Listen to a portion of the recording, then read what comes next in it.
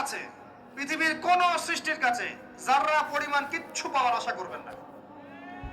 একটু আশা করবেন, আপনি কষ্ট পাবেন। কারো কাছে কোনো আশা করতে যাবেন না, শুধু আল্লাহর কাছে আশা করেন। সমস্ত কাজের প্রতিদান আল্লাহর কাছে চান, পরকালে আপনি সুখে থাকবেন ইনশাআল্লাহ। শেষ হাসি আপনি হাসবেন ইনশাআল্লাহ। এছাড়া আমি কোনো সলিউশন দেখি না ভাই। আমি কলিজা থেকে কথাগুলো বললাম আপনাকে।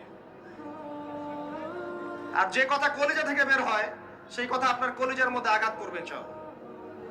সব কাজ শুধু আল্লাহর জন্য করেন, কেউ আপনার আপন না। আল্লাহ ছাড়া কেউ আপনার আপন নয়। আপনি ভুল করবেন যদি আপনি অন্য কাউকে আপন মনে করেন। আপনার পলিটিক্যাল লিডার, আপনার প্রশাসনের স্যার, আপনার পরিবারের স্ত্রী, আপনার সন্তান, হাবি জাবি যা যা আছে, যদি মনে করেন আমার আপনজন, আপনি ভুল করবেন। সবাই সবার স্বার্থ চেনে, সবাই সবার স্বার্থ চেনে। শুধু আল্লাহ আপনাকে নিঃস্বার্থভাবে ভালোবাসেন। আল্লাহ পাক স্বার্থ চান না।